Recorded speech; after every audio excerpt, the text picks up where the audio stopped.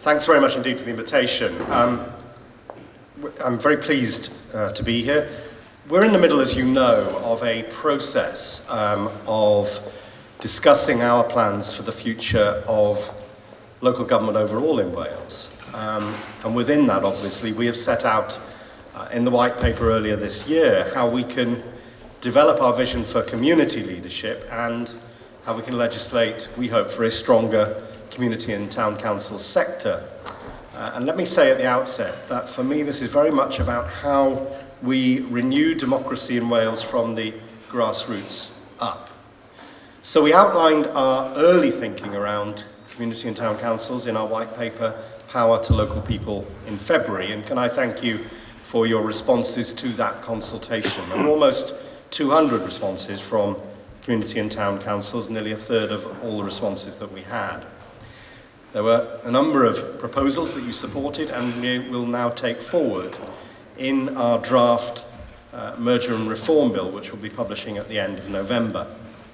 And these include the competency tests for community councils in return for greater rights and responsibilities. 75% of respondents agreed to this. And 2/3 of you also supported the general power of competence, which tells us that you can make a difference given the opportunity and that you take your community leadership very seriously. Our proposal to give the general power of competence to community councils that can demonstrate good governance and a sound mandate will free community councils to meet these ambitions. I think it will cut through a centuries parsimonious legislation which has fettered the ambition of town and community councils. That's what we mean by sharing power with communities. We can see some examples of this happening in other parts of the UK. In Somerset, for example, Frome Town Council has been invigorated by what they're calling flat pack democracy. Their aim has been, and I quote, to take political power at a local level, then use it to enable people to have a greater say in decisions that affect their lives. Frome is a small post-industrial town of 25,000, the same size as Rhyl or Blackwood. Since 2011, they've created a community interest company, borrowed £750,000 to invest in buildings and land and to boost local regeneration. They're involved in a renewable energy cooperative and have invested in a community share shop where local people can borrow everything from electric drills and gardening tools to children's toys. They have the general power of competence, they're freed up from petty bureaucracy and rulemaking, and local democracy in Frome is thriving and inclusive. But of course, with such powers comes responsibility to assemble the right kind of capacity and capability to support the ambitions of local communities. So in Wales we have Holyhead Town Council, of course, putting local people first by promoting the economy of its area. It aims to keep its precept low by generating firms from commercial activities. It rescued the Empire Cinema from closure and it's now a thriving venue. They've helped to rejuvenate the town centre, attracting other businesses to set up. And they negotiate for local people to be given priority for jobs when new developers move in. We want councils like Holyhead playing an active role in meeting the needs of communities and providing vital public services in a period of continuing austerity. Councils which are actively involved in participating in services which meet the needs of vulnerable people in communities. Councils which are ambitious, partnership-orientated, open and transparent. We want to see a culture of adaptive leadership in our local authorities. And what we mean by this is leadership based on influence and generosity, not control. We want to give people more say on the decisions affecting their lives and help them share power with communities if we are to overcome the limitations being placed on us by austerity. And sadly, I think we will see more austerity coming. The UK government has already imposed £17 billion of cuts in public services since the general election in May. The comprehensive spending review in November is expected to bring further deep cuts of £20 billion. And this will have a massive impact on public services in Wales through cuts to the Welsh budget. And as our funding decreases, it's obviously more important that public money is used to maximum advantage. And we want to see whether we can help you use your local precept and borrowing powers to even greater effect, and whether there are more opportunities for you to engage in social enterprises to raise income and create local jobs. And of course, in these new circumstances, in the kind of austerity that we're seeing, we all need to look hard at what's needed locally and help and plan ahead, working hand in hand with principal local authorities, with the public service boards, which will involve other agencies as these develop over the next couple of years. I'm pleased that the Auditor General's report for 2013-14 showed definite progress in terms of the financial management and governance of town and community councils. However, we have had some examples, of course, of some councils where there are still problems in the effective management of public money. And you don't need me to tell you that in these times of unrelenting cuts to budgets, prudent financial management is essential. But so is innovation and creative thinking, and I hope you've had the opportunity to read Keith Edwards' publication, Is the Feeling Mutual? Keith is with us today, of course, and will be speaking later, and I know he will be expanding on the steps we've asked him to take to develop mutual and social enterprises around Wales with active engagement of local communities. And I know he's already been talking with One Voice Wales about how town and community councils can get involved. And it's not just about social enterprises and mutuals or cooperatives, it's also about asset transfers, community interest companies and other models.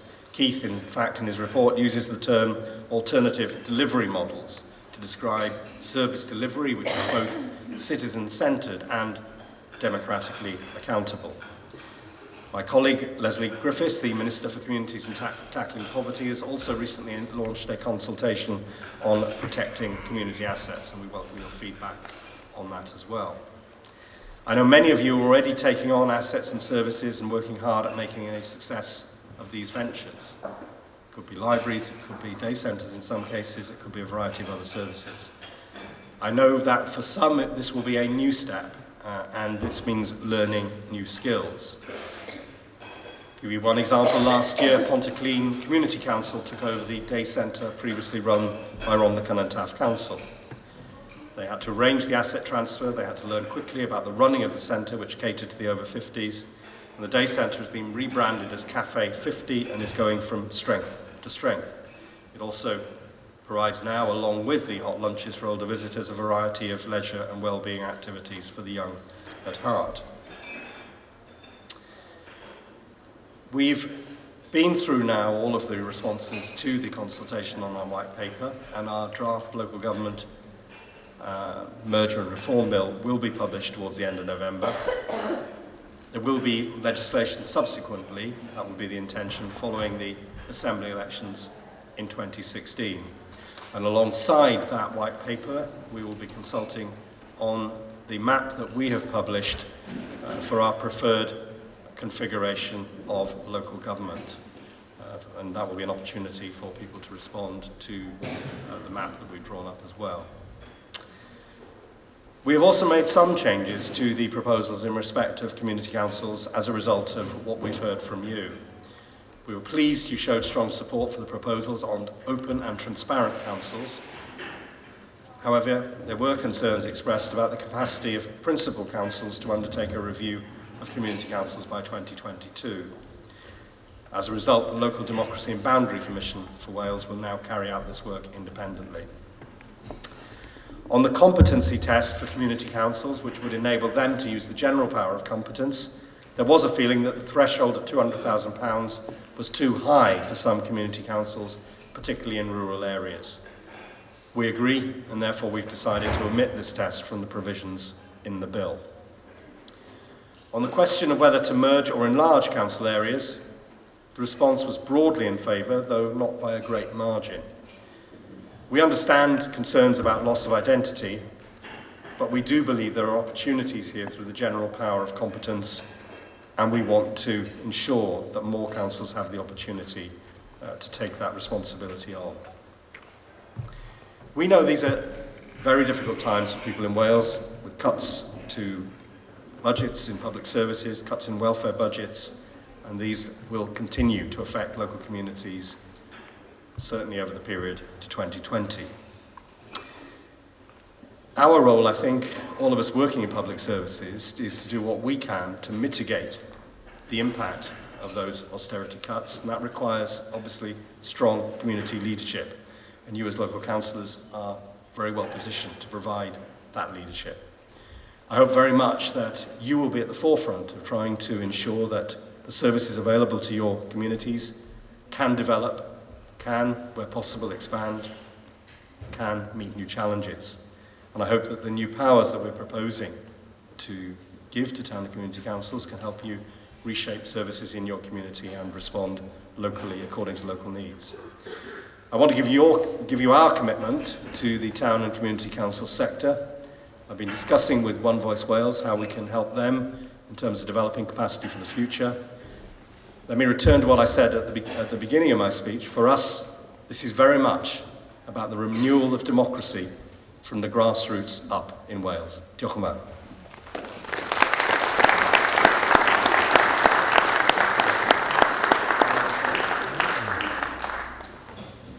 Councillor Steve James, I represent Pembrey and Buryport Town Council. I chair the larger Local Councils Committee. Thank you for coming, Minister, and it's been a pleasure to have you here as well. Can I ask then, you've mentioned that you're going to give, in the first instance, the power to the Democracy and Local Boundary Commission then to review ourselves, to review us as a sector. Do you have any thoughts? You're perfectly at liberty, of course, as you have done in the past, to direct or to give strong views to that body. Do you have thoughts on how that process, in terms of the future of this sector, will actually work? Because most of us here obviously have a very strong view on how that should possibly go forward. I'm not for 1 minute suggesting that the status quo should stay as it is. Change has to come. But we would be interested to know from yourself then what your thoughts are in terms of the future. Obviously there's a concern about forced mergers and abolition of some of the smaller councils. Inevitably that's going to be a concern. But I would like to hear from you what your thoughts are. You've given your thoughts, I think, fairly recently to that body about principal councils and the sorts of figures in terms of electorate and all that sort of thing. Early days, I know. Coupled with that question is a time scale, because we have this scythe hanging over us, has been for some time. And I would like to know from you, I know there's an election, I know change may come, but what were your thoughts on the time scale as far as we're concerned, and your thoughts on how that process might work as far as you're concerned. Thank you. Okay, thanks very much. Let me start by talking in general terms about what I think we're doing in Wales. This is probably the first time since devolution in 1999 that we've really looked at the relationship between central government, i.e. the Welsh Government, and local government in any detail or extended way. I mean, we've had a lot of discussions over the years around how best local authorities can collaborate, what is the best in that field. But we've really never, I think, tested the relationship between central and local government in Wales in the way that we have over the last 2 to 3 years. So this is a process. This is a process in which there is genuine scope for dialogue. That's why we had the Williams Commission report at the outset. We've taken that on over the last year with our own white paper. I've always said I felt one of the biggest, I said it, I was on the back benches at the time, so I was very free to say what I wanted, but I said at the time that I thought when Williams Commission published its report, I thought one of the gaps in it was a vision for local democracy. It was very much about the delivery of public services without recognising, I think, the frame that obviously local government has a very important base in a local democracy. And what we tried to do, therefore, with our white paper in February was to give more of a sense of how that local democracy might evolve and what the appropriate level of relationships might be between, for example, town and community councils and principal local authorities and then central government.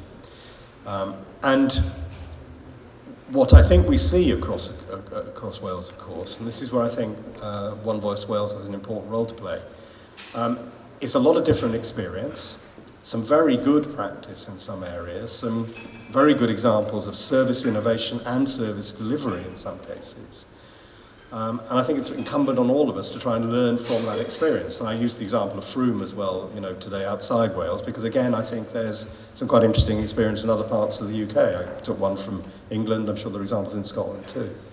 So I'm very keen that we see this not as something that will be fixed in stone because there's a map, and then, there is a set of relationships, but something that will evolve. And I suspect that one of the drivers already, and we've seen it, is austerity. The example I gave of the day centre in Pontrhydfendigaid, came very much from the financial pressures that were on the Cynnon Taff Council.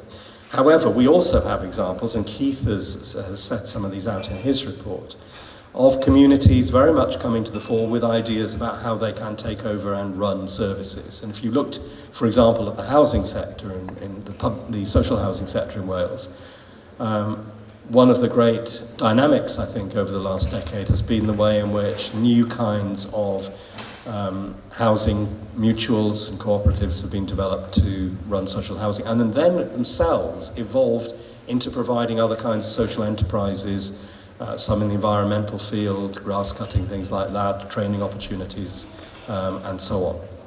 So I think this is an opportunity for flexibility and creativity, and I don't see that as being about having a scythe to lop off people's heads, if you like. And I think what we're trying to say in respect of the size of some town and community councils was to recognise that I'm not saying, for example, a town and community council representing a community of 200 may be wrong. That may be right. But I think it's not for us in the government in Cardiff Bay to determine that. It should be determined outside, and I think there should be a proper dialogue with the local communities and with local councils. Now, in terms of timescales, I've always taken the view that you could not do something as fundamental as a reform of local government on the basis of one party's interest. So, we as Welsh Government have published our preferred map. We would not have wanted to go into an election next year without being able to say what our preferred map was. That map is controversial in my own party. It's controversial in other parties. It's controversial here in North Dyfed, if I can tease you for a moment. There will be a debate. There'll be a debate across Wales. And at the end of the day, in terms of the reforms of principal councils, I don't think there will be any reform of local government that is not achieved on the back of a consensus of at least two political parties in the National Assembly. And I think if it were to proceed on the basis of the interest of just one party, that would be wrong. And I also don't think it would be sustainable.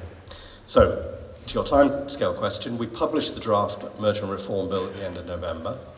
Depending on legislation currently proceeding through the Assembly, we would be looking to have the new principal local authorities up and running around 2019-2020. So the legislation on the actual bill, rather than the draft bill, would start its process in the Assembly probably in late 2016, and the process will be completed in 2017. Then we would move into the shadow authorities, transition committees, and so on and so forth. But as I say, this would largely, depending on the current timetable, depending on current legislation, we would aim to have completed all of that by around 2020. Good morning. Thank you, Minister, for being here. Brian Reardon from the Built Wells Town Council. It's more of a request, Minister, than and a bit of assurance.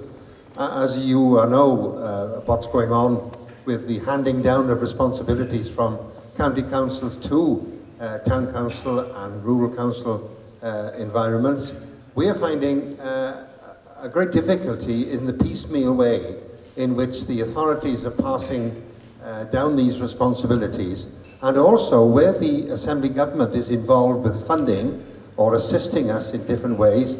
And I would say here this morning on the floor that this has been evident, as far as we're concerned, of the great help we're having from the Bay. The only thing I would complain about is in a two-way situation from the authorities' point of view, i.e. local council, and from the Assembly is that things take a long time to come to us in writing. And when we're looking at perhaps even meagre budgets or looking at raising money to prevent things falling into disrepair or to improve services for which the Assembly Government can see the improvement and are assisting, not only in the skills they can give to us, but financially as well.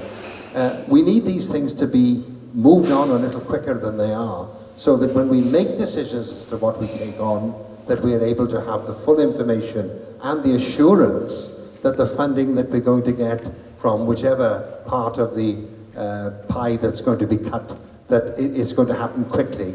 One of our problems is it doesn't happen all that quickly. Thank you. Okay, well, I have great sympathy with that because I'm probably one of the most impatient people in Welsh Government. Let me say, on the issue you raise about, I mean, if there are specific examples of problems that you can point to on delays, write to me and I'll see what I can do to unblock any logjam. The specific point you make about the slightly haphazard way in which, as you say, councils, principal councils may turn to you to suggest taking over a particular facility. I think one of the consequences of what we've done in Wales, we protected principal council budgets well for the first 3 years of this last assembly, certainly better than they were being protected in England. Now, I think that gave local authorities, principal local authorities, a bit of a luxury of planning, but I'm not sure it was always used.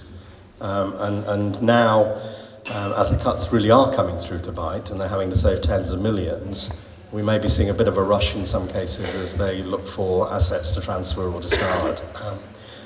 Now, I would say to you, you know the assets that exist in your own areas, which are normally run by or funded by the principal local authority.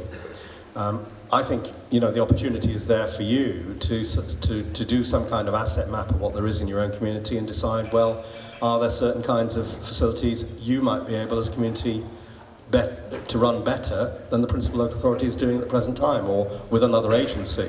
So in a sense, I would welcome a kind of bottom-up approach to this in terms of of asset planning and looking at, we all know the scale of the cuts that are going to come. Now really is the time to start thinking about, well, if there have to be alternative delivery models, as Keith calls them, where should they be and what are they?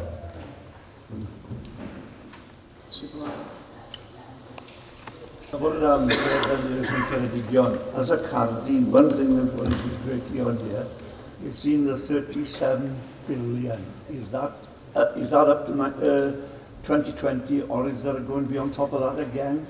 You mean in terms of cuts? Yeah, money-wise. Well, I mean, I think the difficulty for us is that we won't know until the Chancellor's comprehensive spending review statement on the 25th of November. And this causes us as a government quite a lot of difficulties, because by then we normally publish our draft budget, well, it will be next week in terms of the Assembly timetable. So we're going to be publishing our draft budget very late in December and completing our final budget in March. But I can't give you an answer to that question. We don't know what the Welsh budget's going to be beyond this comprehensive spending review. And what we do know, of course, is that cuts of 10%, 20%, 40% are being considered in central government department budgets. The Department of Communities and Local Government in Whitehall is not one of the protected departments. We therefore know that there are likely to be very severe and deep cuts, and indeed councils in England are preparing for the day when the revenue support grant no longer exists. So, these times are very serious. As I say, we will know more in November. Barod i dderbyn 2 gwestiwn arall. Nath Hywel Robert Cynarfon. Diolch yn fawr, this is a quick question. You mentioned the new boundaries being agreed or being planned for elections for the new authorities in 2019-2020. How does this affect the elections that have already been scheduled on new boundaries for the existing councils in 2017? Yeah, the current election schedule of 2017 I would expect to go ahead. Because our legislation won't be through in order to make any significant changes. So we will be looking at roughly a 3-year lifespan for the authorities as they continue until we get into the new authorities. Thank you, Minister. And I read the white paper, the local government power to local people, and it was very interesting, and I found it a pleasure to read. However, I think we've missed an amazing opportunity as a Welsh Government, and the reason why I say that is I'm a community councillor. I'm 19 years old. I was appointed when I was 18 years old. And it would have been a great opportunity for the white paper to contain more information on how we can engage with young people in politics and get them involved, particularly in the grassroots level. Now, I understand with One Voice Wales we can, and community councils have the power to co-opt youth councillors, but this would have been an amazing opportunity to engage more. So I'd like to know what proposals you have as a minister and as a Welsh Government to engage with young people in the future. Yeah, very fair question. We do talk in the white paper about how we can develop formally a process of local youth councils around the principal local authority areas, in fact, and we actually discussed that in the Assembly last week.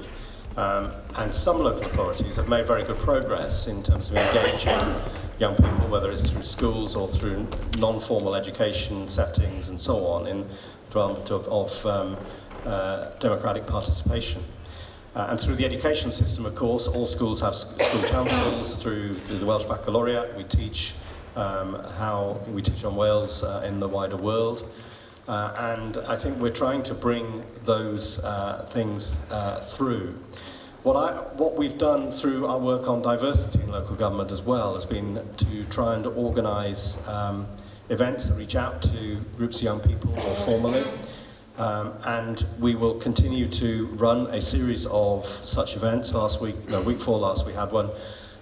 We've developed a system of mentors for people who want to look at going into local government, say for the first time. All of those opportunities are there. But given you're one of the youngest town and community councils in Wales, why don't you write to me with your ideas? Yeah, un arall. Thank you, Chairman. Thank you, Minister. Councillor Paxton, Hood Williams, Street Crosses Community Council. You talk about the austerity measures that are going to come from London. My understanding is that the money that comes to Wales comes by the Barnett formula. As I understand it, there's no proposals to change that at the present time. I know the last Labour government looked at it and decided to leave it as it was. So why are you saying, in fact, that we are likely to be hit that hard in Wales in terms of the finance coming from London in that respect, in respect of the fact that it's the Barnett formula that will determine how much we get? That hasn't changed. Admittedly, you've changed in the budget last year, you put an extra 250 million into health, and took about 190 million, I think, out of local authorities. That's put tremendous pressure on the local authorities, financially, as you well know, and we will feel the effects of that, certainly. But I still don't quite understand why it is you think that we're going to have that much less money come in when it's the Barnett formula that we're working to. Thank you. Well, the Barnett formula underfunds Wales as it is, and we've been underfunded to the tune of around 300 million a year for much of the last 10 years. The First Minister has made a number of statements, I think, around the need for fair funding for Wales. I'm glad that we're now getting borrowing powers. That makes a difference to our own financial planning. But the reality is, if central governments are being cut, then the money coming to Wales has been cut, and our Welsh government budget has been cut by £1.5 billion over the period of this last comprehensive spending review since 2010. So that's been very significant. That's had a major impact on our budgets. Now, we have protected local government better in Wales than it was protected in England. In England, they've seen cuts to their budgets of around 7% in the period until 2014-15. We had seen increases in Welsh local government budgets of around 3%. So councils in Wales overall are hundreds of millions of pounds better off than they would be in England. And yet we have lower council tax bills in Wales at the same time, which is good news for all. So the reality of life is that if there are cuts in central government budgets, there will be cuts to the Welsh budget. We've had those cuts of 1.5 billion. I'm afraid we're expecting to see very severe cuts in the future. I'm sorry to end on a gloomier note.